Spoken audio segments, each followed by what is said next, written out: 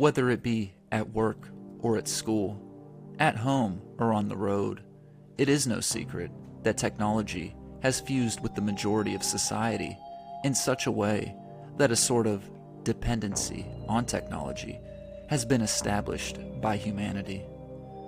As the overwhelming majority of society goes about their days inundated with work, stress, and other various complications of the human condition, it appears that few have taken the time to slow down and consider their relationship with technology and where humanity is collectively headed as we continuously push the limits of what it means to be human in a society dependent upon technology. Even fewer, it seems, have taken the time to consider what technology's role in a global hierarchical power structure really looks like. This documentary will seek to explore this topic as humanity enters the digitally invasive era.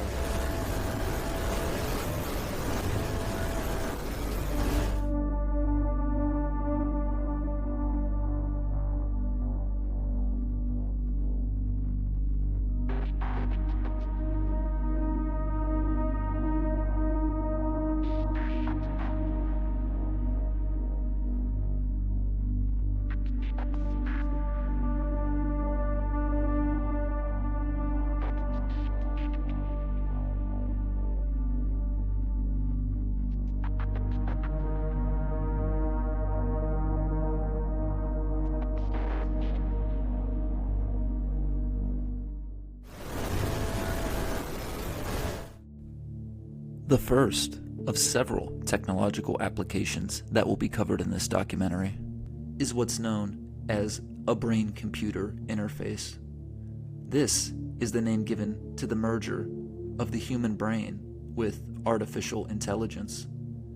It wasn't very long ago when this was the type of scientific research someone would find in a science fiction novel as opposed to real life. However unnerving that may sound, there do exist some potential benefits. Brain-computer interface technology, or BCI, as it will be called from here on, does boast the capability to aid and assist people with disabilities that involve moving their limbs. This, however, could be a double-edged sword. On one hand, the promise of mobility for the disabled is made. On the other hand, the exploitation of the human mind by those who seek power in this world is a very real threat, and the evidence speaks for itself.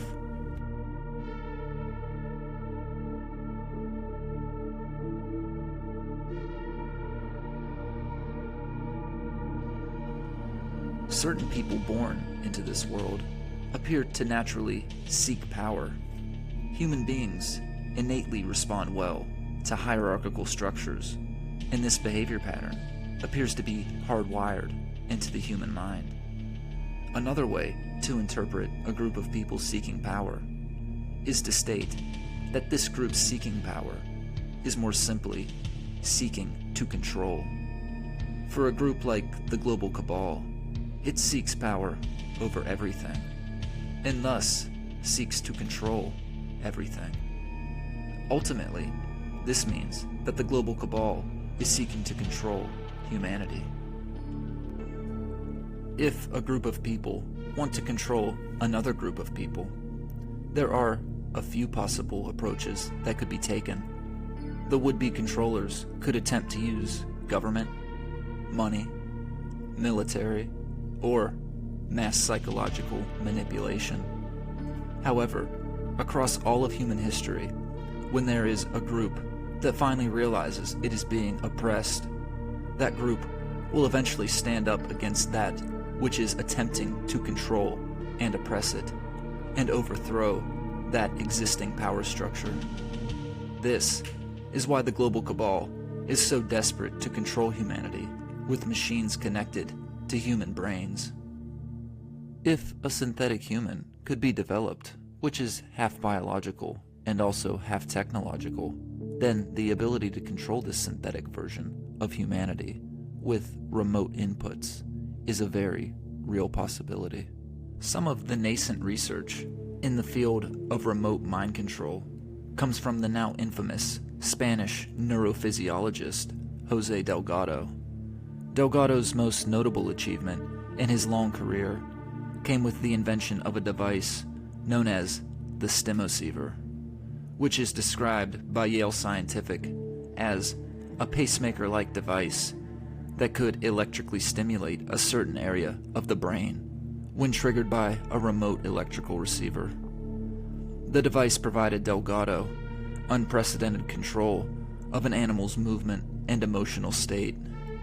Yale Scientific goes on to state, "A bull is charging at full speed, riveted in its fury, straight at you.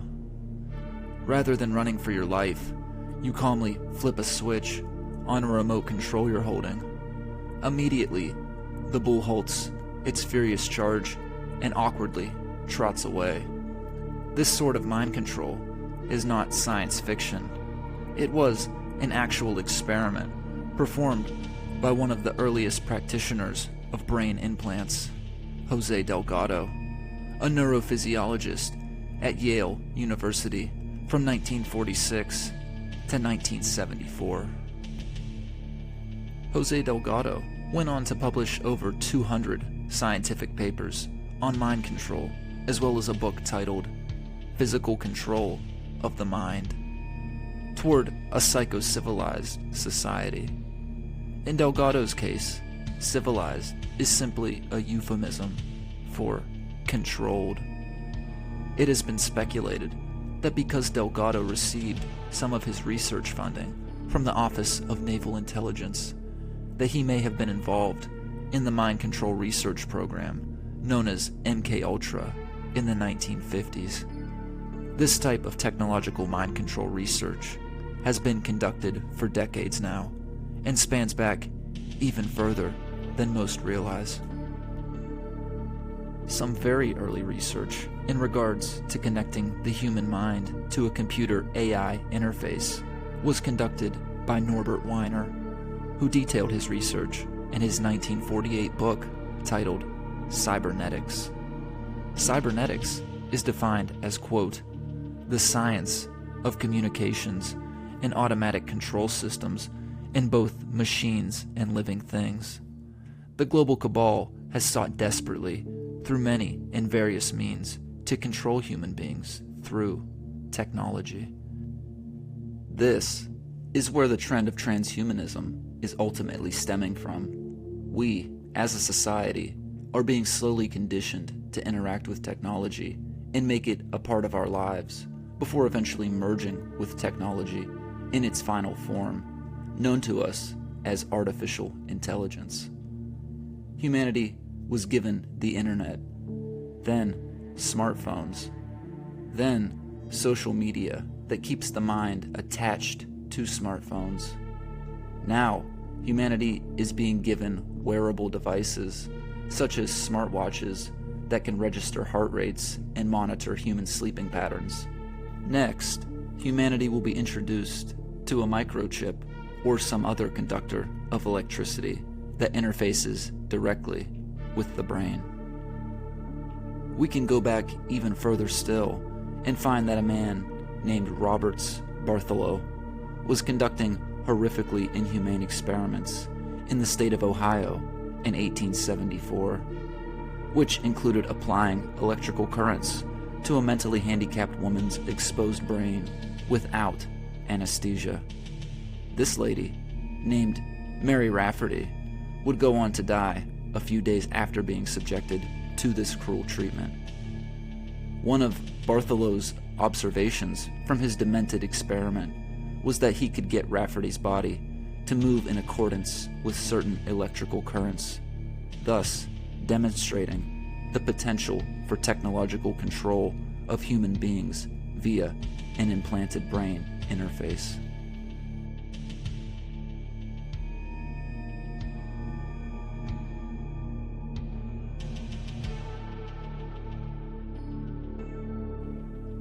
With each passing day, the idea that mind-altering technology doesn't exist or that groups of people simply aren't evil enough to violate sovereign bodily autonomy, is slowly fading away. Finnish physician and former chief medical officer of Lapland, Finland, Dr. Rani-Leena Luukkanen-Kilde, has stated that the use of microchips in human beings has been practiced for decades. During a lecture that she gave in Germany, Dr. Kilde states that astronauts and cosmonauts are always given a microchip so that their thoughts and subconscious can be registered from outer space. In this same speech, Dr. Kilde also states what many researchers have speculated for a while now, that government agencies and underground projects are far more advanced than what is shown through academia. Academia is simply the perceptual sell to the public that the inventions being rolled out to society are benevolent and worthwhile. There is a subconscious understanding that the general public should not question academic consensus. This is part of the ploy by which the global cabal has sought to manipulate society into accepting its own enslavement. A man I know from Sweden was implanted in his head by the secret police of Sweden against his will. His chip gave a signal on his head at 27 hertz. He has been privately tortured by electromagnetic beams for several years with intense pain in his head. His x-rays show clearly that there is a foreign body implanted in his brain, certified by medical doctors. Finally, he managed to be operated on, and since the implant was there from the beginning of the 1970s, it was big enough to be removed. At the time, the chips were the size of 1 centimeter. Later, the size of a grain of rice. And now, nano size, which cannot be removed any longer. His chip was in New York for an analysis, and it disappeared for good.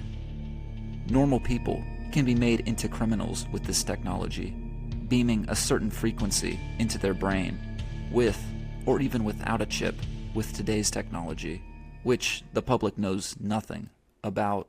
Technologies today can influence our brain capacity, our brain waves, our way of behaving, our attitudes, our thoughts, our dreams, which sounds totally like science fiction to the uninformed scientists who have not gone into this field. So what we need scientists who are not bought, quote, quote, by intelligence services or other organizations. We need independent researchers to go onto this field and reveal the terrible atrocities that have been done for a half a century towards the civilian population of the globe. Mind control, and this is atrocities, mind control of every individual through what Brzezinski calls technotronics, creating human-like robots. Well, since who is doing it normally, it is the military and intelligence services and unethical scientists. Scientists, of course, some unethical ones, want, for instance, a Nobel Prize, like we all know about Mengele, we all know about in Auschwitz, we know about Cameron in Canada. He wanted to do medical research, which was torture for patients, to get a Nobel Prize, to get advancement in medicine. What does the army do? The military? Well, they want advancement in military affairs. And when you get hold of a person's energy field, you get hold of a person's brain, hold of a person's behavior, attitudes, thoughts, and dreams, you are totally controlling the person. And that's why they want it. And that is totally criminal, because everybody should have the right to keep their own thoughts and dreams, and subconscious even, to themselves. So the technology is flabbergasting today, and people know nothing about it. Conspiracy researcher David Icke has also written extensively about the use of microchips in an unwitting public. In his book titled Children of the Matrix, Ike explains that one of the top goals for the global cabal is to have a completely microchipped population, which includes microchipping infants after they are born onto this prison planet that we are all helping to create. In his book, Ike interviewed a CIA scientist who was being used against his will under threat of death. But it was when he turned to microchips that the CIA scientist became most animated. He confirmed that the Illuminati plan was to microchip everybody. On one level, it was to tag us and keep a constant track of where we are and what we are doing, he said. But the main reason was to manipulate, at will, our mental and emotional processes. He said that people should not only think about the messages going from the chip to the computer. Far more important were the messages from the computer to the embodied chip. Once people were chipped, he said, the computer could make them docile or aggressive, sexually aroused or sexually suppressed, and close down their minds to a point where they were like zombies. I'm here to tell you, ladies and gentlemen, not a month goes by where I don't get a call at my institute by someone telling me that someone in the government implanted these things in their brain without them knowing. I'm not kidding. Now you may say, this doesn't concern me, or my children, or my community, but this is less and less true. Once we let the proverbial cat out of the bag, well, at that point, now we let loose science and technology in the broader public sphere. And this then gets us into the actually derivative social issues. We've advised the Joint Chiefs of Staff at the Pentagon, which sounds very important. The individuals, the groups, the politics, and the societies that have the most sophisticated tools and perhaps weapons win. Out of disclosure, some of the work that I'm doing here today is funded by the Lawrence Livermore National Laboratories. I'm also funded by the European Union Human Brain Project, specifically the Sub-Project 12, where I'm a task leader for dual-use brain science. And I've also done some ongoing work with the Strategic Multi-Level Assessment crew over the past 10 years at the Pentagon, that's Dr. Kabayan's group, and with DARPA. I give you no science fiction in this lecture. I only give you science fact that may smell of something fictional or fantasy, but represents the reality of what we're capable of doing with the brain science. See, nanocells are real small. 1,000 times smaller than these dust particulates. You inhale it, they go to work, replicating, spreading like a virus, multiplying in exponentials. 6 months' time, I could have 100 million people converted, ditch diggers, porn stars, and presidents. Not one would be the wiser. 100 million people will buy what I want them to buy and do pretty much damn well anything I figure they ought to do. I'm here to tell you, ladies and gentlemen, not a month goes by where I don't get a call at my institute by someone telling me that someone in the government implanted these things in their brain without them knowing. I'm not kidding. There are those that think, wait a minute. The last sanctified space is that of my consciousness, and you're using this stuff to invade that?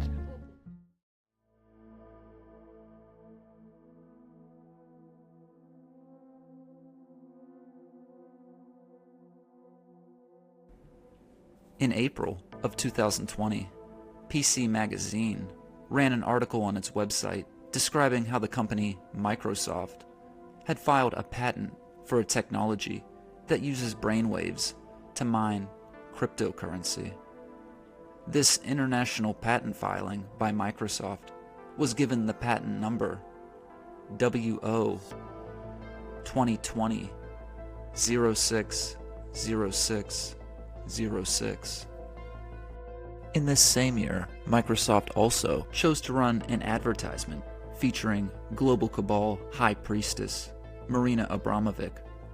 The advertisement, which showcases Abramovic's art via virtual reality, was pulled by Microsoft after it received a deluge of criticism and backlash, mainly due to the audience calling out Abramovic for being a Global Cabal puppet. The Global Cabal appears to be signaling to society that it will be indoctrinated into the false reality matrix through virtual reality, as well as other means of technological merger with artificial intelligence. It is no coincidence or accident that Abramovic was chosen for this task. Her track record of spirit cooking speaks for itself. From a PR perspective, it appears almost brain dead to run an ad featuring Cabal priestess Marina Abramovic through a company as controversial as 666 Microsoft. However, inconspicuous is not the name of the game any longer. At this point, the global cabal appears to be stepping out from the subconscious and into the seen, 5 sense realm of reality. Just to get a sense of how well respected Abramovic is within the global cabal, here is a picture of her standing with global cabal core member Lord Jacob Rothschild in front of a painting titled Satan Summoning His Legions.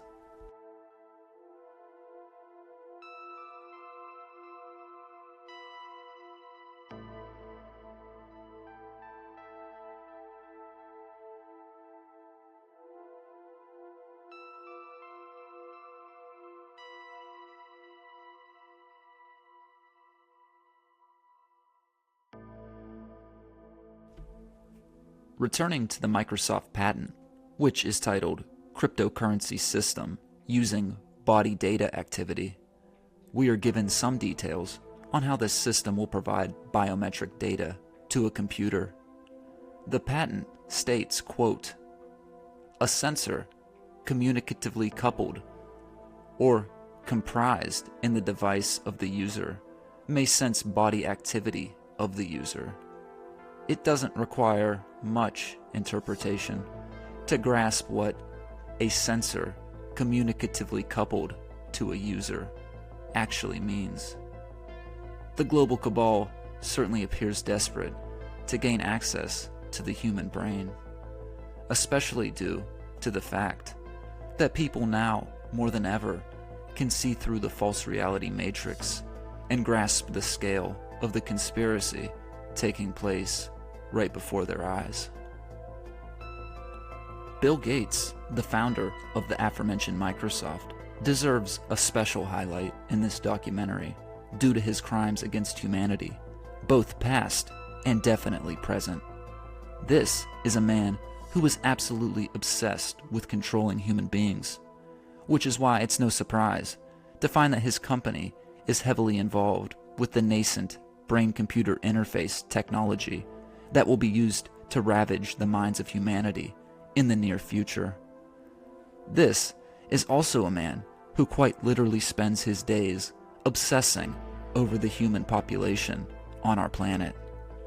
Take a second to ask yourself if you truly believe that obsessing over how many people are on our planet is a normal thing to be concerned with.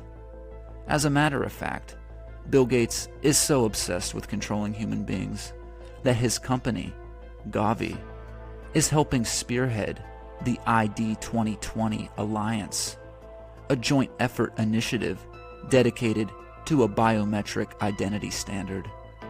Now ask yourself again if you truly believe it's normal for a person to not only obsess over the population of our planet, but also how to better identify and track those people who are apparently cluttering our planet.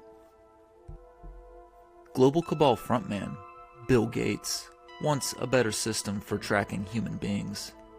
But does Gates want to achieve this with an implantable microchip? Gates did say publicly that he has, quote, never been involved in any kind of microchip type thing, even though he was involved in a microchip type thing that was designed to be used as a remote birth control device. Will anyone truly be shocked to hear that the Gates-sponsored microchip would have been used to prevent people from being born?